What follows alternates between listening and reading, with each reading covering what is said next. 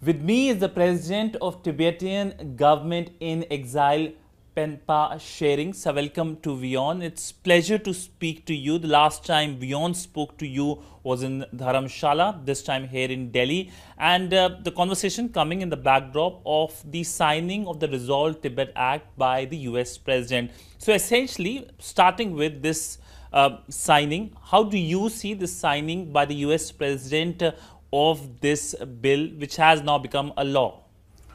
Now, for the first time, of course, Chinese government has been asking every government to say Tibet is part of PRC. And every time they say that there is not a single country who recognizes the independent status of Tibet historically. So for the first time, this will be put into question because the Resolve Tibet Act talks about the first point, of course, is that Tibet is still an unresolved conflict and it should be resolved under international law.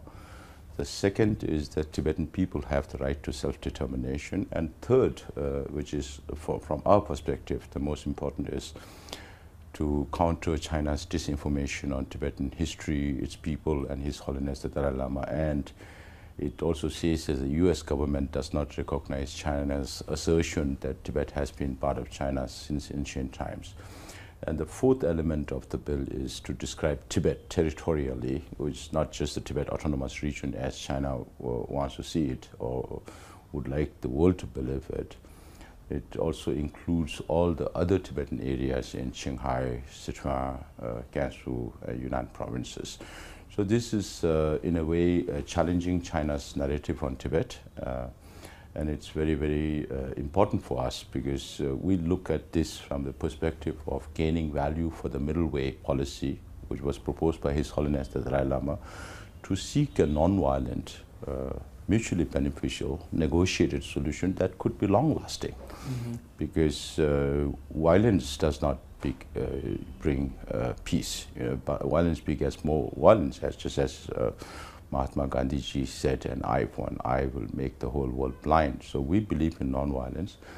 And the only way to bring China to the negotiating table or on the negotiating table is to pressure them from the international community if they are not responding in the manner they should. So this is primarily a US law, which of course has been signed, it has been passed. How does this US law change the situation for you, for the Tibetan government in exile, for the Tibetan diaspora? In terms of any penal provisions, are we looking at China? How does it impact the situation on the ground in terms of the substance of the law? On the ground, if you have read President Biden's White House statement post-signing of the bill that has now turned to an act, the position of the US government in relation with China on Tibet, the present position remains the same. Historical aspect, now they have taken a position. So for us, it's a new instrument in our hand, one step forward in resolving the Sino-Tibet conflict. And with this new instrument, now we have to see how we can reach out to other like-minded countries around the world, particularly democratic free world, to take similar lines depending on the political system of that country and its relation with China. We'll have to work in different ways how to get this around internationally. So you're going to reach out to other countries to pass such kind of law? If I'm correct, if I understood you well. No, that is why I said depending on the political system and that nation's relationship with China will have to work around things, because every country, you have in North America alone, you have the presidential system in the United States and you have the parliamentary system or the Westminster system in Canada. So we have to work different ways. It's not the same way how we work in the United States with Canada. So just like Canada also, you have a lot of democracies also, but then democracies also have different features in different countries. So depending on studying all these situations, now we can say that we have somebody to share the burden with. So once this has become a law already, Now it's bound on the US State Department also to counter China's false narrative. And the law also says that they will work with like-minded countries to take similar positions. Now we'll have to see in which countries the US has more influence and where we also enjoy some kind of a relation, so that we can pool in our effort and try to convince other governments to take similar positions, whether it's in the form of law or a resolution or a statement or communique, whatever is suitable to that country's relationship with China and its own political system. Have you reached out to any country so far? Have you indicated? Yes, we have indicated. Yes, I mentioned this several times, that it took 2 years and 2 months for us to get it up to here, to pass a law in the United States. So during the process, we have also been reaching out to a lot of countries, and we have mentioned to them that this is going on in the United States, and once it becomes a law, then we'll be coming and reaching out to you. Any list of countries? Any names you? We can maybe start from Canada, then in the only countries that we can reach out to are the free world, so mostly European countries and Far East. So now moving on to something we saw recently, the visit of the US delegation, the senators, the congressmen who came to Dharamshala and met His Holiness as well. How do you see this visit as in terms of the increased engagement between the American Congress, the US Congress, and the Tibetan government in exile, and how does it strengthen your position? This is not the first time a US delegation is coming to Dharamshala. In fact, Speaker Pelosi, just after she assumed her speakership in 2007, was in Dharamsala. Then she was again in Dharamsala when I was representative in Washington, D.C. in 2017, May. And this time the delegation, for the first time, is being led by a Republican, Michael McCall, who is the chairman of the Foreign Affairs Committee. And then, of course, Speaker Pelosi, the Speaker Emerita Nancy Pelosi was there, Shimakawan was there. So it was altogether 7 members, 4 from Democrat side and 3 from Republican side. And it does signify how much importance they attach to the Sino-Tibet dispute. It's not planned in the manner that others would like to see, but it all happened around the same time that the bill got passed, it got reconciled with the Senate version, and by the time they came, they already had a copy of that bill to present it to His Holiness as a token of gift from the US Congress as to what they have done for us. And at this point of time, the effort that we try to make with the cooperation of all the Tibetans and non-Tibetans in the United States, with our leadership, of course, by changing the strategy to gain leverage or value for the middle way, and also be able to take the Tibetan youths, other youths who are seeking independence also. So this is a strategy from the CTA side to make it inclusive, and then in the United States, of course, we enjoy both bicameral and bipartisan support. That has been very encouraging over the years through Republican presidency or Democratic presidency. So this is a huge push for us because of the change or the shift in their position. That puts us in a much better position to be able to reach out to other countries and then put pressure on China to come and negotiate with us. So last time we met in Dharamshala, you said that there are conversations, there are back-channel conversations between the Tibetan government in exile and the Chinese government. Immediately we saw a Chinese reaction, they're dismissing it. What is the current status? Are there any conversations? What is your reaction on the Chinese dismissal? China does not acknowledge too many things. They are always in denial mode. Whether you talk about BYD, EV vehicles, overcapacity, they say we don't have overcapacity, we are not doing this, we are not doing that, hegemonistic ambitions in the region. So even with our case also earlier in 2002, 2001, when we restarted or when we began some kind of a dialogue with the Chinese also, initially they said the Special Envoy of His Holiness Lodi Gyari and Kyasan Kyanze, they came to meet with their family members, So Chinese are always in a denial mode, and they always like to have the upper hand in everything. They can dictate, you know. So that is why when you see all these interactions, when it comes to United States, they always complain that they're not being treated equal. But then the problem is, how does China also treat India as equal in the Asian subcontinent? Yeah, and forget about us. Will they treat us equal? So those are a lot of issues that has a lot of psychological, attitude that China has, that they are the middle kingdom, that everybody is under them, and they should follow our diktat, not the other way around. So I think those needs to be demystified. So are there any talks happening? Any back channel talks happening? It is there, still there. Any last round? Nothing concrete, as I mentioned. If you ask me, if there is back channel, I do admit there is back channel. If you ask me, is there anything substantive going on, I say no, there's nothing substantive. And if you ask me, do you have expectations?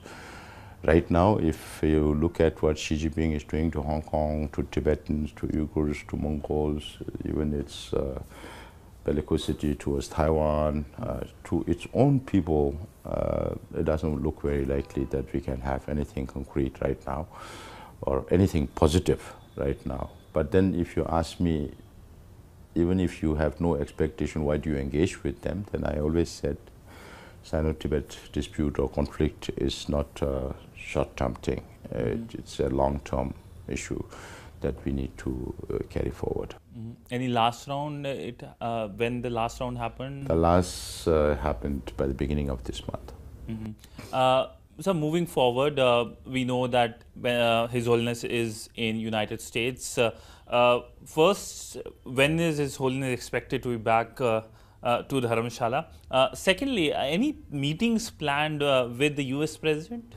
The return of His Holiness to India is not fixed. It will depend largely on His Holiness' health. Right now, His Holiness, considering his age, is recuperating very well, just as anybody else who has gone through knee surgery. His Holiness will also have to go through 3-4 weeks of physiotherapy, which is going on. So, responding to the next part of the question, there is nothing fixed yet. There are a lot of speculations in the United States. Even before His Holiness left from here, it had already been politicized. The Politico wrote saying President Biden should meet with His Holiness because of his electoral commitment and all that. Another newspaper writes saying His Holiness should not meet with President Biden because if President Trump wins again, then there might be a problem.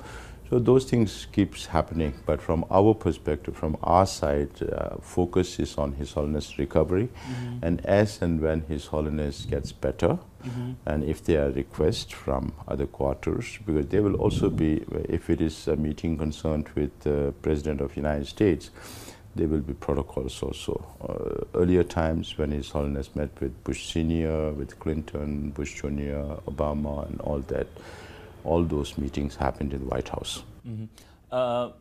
So we know that the United States goes to elections this year, and right now the favorite looks like Donald Trump. What's your thought about a Trump presidency and the support by the US government to the Tibetan cause? Just like in India, whether it's BJP or Congress or any other government alliance, a coalition government that comes into the center, everybody has been very, very kind to the Tibetans on humanitarian issues and other issues. So similarly, in the United States also right now, because of His Holiness the Dalai Lama and our non-violent struggle, we enjoy bipartisan support and bicameral support. So we are not concerned about, well, of course, we don't want to be involved in US politics, whoever comes in. I would like to believe that even during the 4 years of President Trump's presidency, before President Biden's presidency, we had a good relationship, and I'm sure this will continue. So, talking about India-China relationship largely, and you have seen how China has been very aggressive with India. Now, China has recently come out with names of places in Indian territory in Arunachal Pradesh. How do you see that as? China always says that they are not hegemonistic. They don't have hegemonistic ambition. They are not colonizers. But what they have done to Tibet is part of that hegemonistic ambition way back some 65 years ago. And what they are trying to do now is also hegemonistic. I told one of our US friends some 8-9 years ago when China decided to announce this air defense identification zone, I said when China claims the air, they will claim everything under that, water, sea or land, which has exactly happened. So China claims all this. So it's not only with Arunachal Pradesh.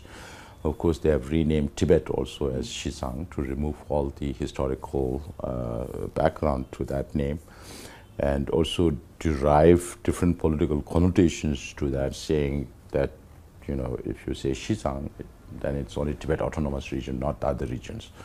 So similarly, they have started renaming in Arunachal Pradesh. They are using the Chinese name for the Senkaku Islands in Japan and Taiwan, and even Spratlys. They have in all parts of South China Sea, wherever they claim, they have renamed into Chinese. So it's not only with India, but it's their larger hegemonistic ambition, which they keep denying. So that is why China's image around the world is not respected. They are not being truthful, you know, so they are not to be trusted. And it is their own creation. And this is not benefiting China or any of its neighboring countries, because it's also exacerbating the defense expenditures of all these countries because of Chinese behavior.